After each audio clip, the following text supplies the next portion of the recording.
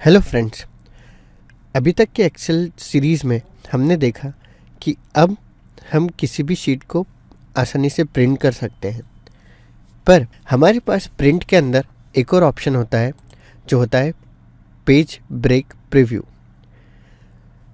Last video में जैसे हमने देखा था कि हमारे पास स्टेटस बार में 3 बटन्स होते हैं। एक होता है नॉर्मल, दूसरा होता है पेज लेआउट जिसके अंदर अभी हमने हेडर में चेंजेस करके देखा था, एंड तीसरा हमारे पास होता है पेज ब्रेक प्रीव्यू।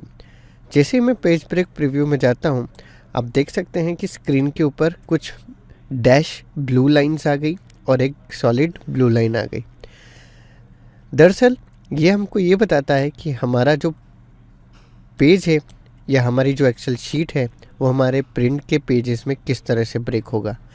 आप देख सकते हैं कि वाटरमार्क में यहाँ पे हमको दिख रहा है पेज 1, राइट साइड में छोटे से फॉन्ट में दिख रहा है पेज 4, और नीचे अगर स्क्रॉल करें तो page 2, page 5, page 3 and page 6।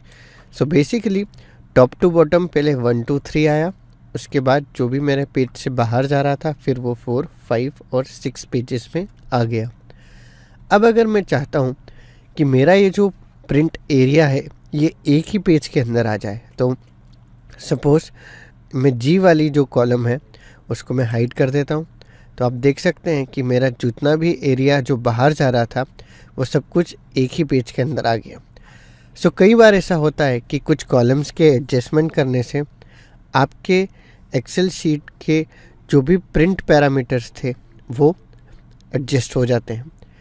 Suppose मुझे यहाँ पे सिर्फ एक कॉलम एडजस्ट करना पड़ा और मेरा जो भी एरिया था वो मेरे प्रिंट एरिया के अंदर आ गया। सपोज़ अब मैं कंपनसेशन वाला कॉलम प्रिंट के अंदर नहीं दिखाना चाहता, तो मेरे पास यहाँ पर जो भी मेरी ब्लू सॉलिड लाइन है उसे मैं ड्रैग करके न्यू सैलरी पे रख देता हूँ। सो अब अगर कंट्रोल F2 या फिर क्विक एक्सेस टूल बार में, क्योंकि हमने एक प्रिंट प्रीव्यू का बटन ऐड कर लिया, तो मैं उसे क्लिक करता हूँ, तो आप देख सकते हैं कि हमारे प्रिंट के अंदर अब कंपनसेशन वाला कॉलम नहीं आ रहा है। साथ ही जो रिकॉर्ड मेरा 6 पेजेस में जा रहा था वही रिकॉर्ड मेरा अब 3 पेजेस में आ जाता है। एस्केप करते हैं। जब मैंने कंपनसेशन को अपने पेज ब्रेक प्रीव्यू वाले टैब में मेरी ब्लू सॉलिड लाइन से सेपरेट कर दिया, तो आप देख सकते हैं अब न्यू सैलरी भी हमारे प्रिंट एरिया से बाहर है। अब आप यहाँ पे एडिटिंग तो कर सकते हैं, पर वो नॉर्मल एक्सेल के लेआउट में नहीं दिख रहा है। तो अगर जैसे सपोज़ आपको यहाँ पर कुछ भी चेंजेस करना है तो आप यहाँ पर इजीली उसको एडिट कर सकते हैं, पर वो प्रिंट के फॉर्मेट में नहीं आएगा। अब मैं वापस से अपनी ब्लू सॉलिड लाइन को बाहर मूव कर देता हूँ और जो कॉलम मैंने हाइड किया था उसे भी हम वापस अनहाइड कर देते हैं। तो हमें जो ये डॉटेड लाइन दिखती है this is called page break. So यहाँ पर ये पेज ब्रेक है और यहाँ पर ये पेज ब्रेक है। अब मान लेते हैं कि अगर मैं इस पेज ब्रेक वाली लाइन को मूव करके सॉलिड लाइन के ऊपर रख देता हूँ, तो आप देख सकते हैं कि जो अलग अलग पेजेस में डिवाइड हो रहा था वो अब सेम पेज पे आ गया। पर क्या इससे हमारी प्रॉब्लम सॉल्व हो गई? कंट्रोल F2 करके देखते हैं, तो आप देख सकते हैं कि हमारी एक ही पेज के ऊपर बहुत सारा डाटा आ गया।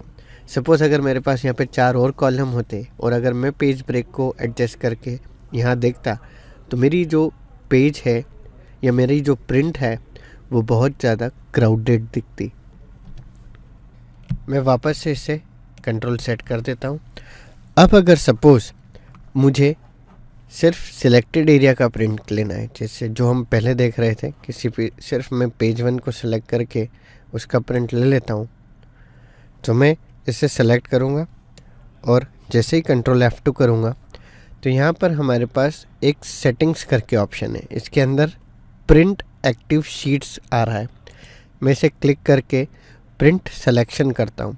जैसे ही मैं प्रिंट सिलेक्शन करूँगा तो नीचे आप देख सकते हैं हमारे पास आ गया 1 of 1, मतलब एक ही पेज प्रिंट हो रहा है। अभी अगर एक्टिव शीट्स करता हूँ तो ये वापस से 6 पेजेस फॉर्मेट में चले जाता है। तो क्योंकि हमने फर्स्ट पेज को सिलेक्ट किया है तो मैं चाहता हूँ कि सिर्फ सिलेक्टेड एरिया ही प्रिंट हो, तो हम प्रिंट सिलेक्शन कर लेंगे। इसके अलावा हमारे पास एक और ऑप्शन है।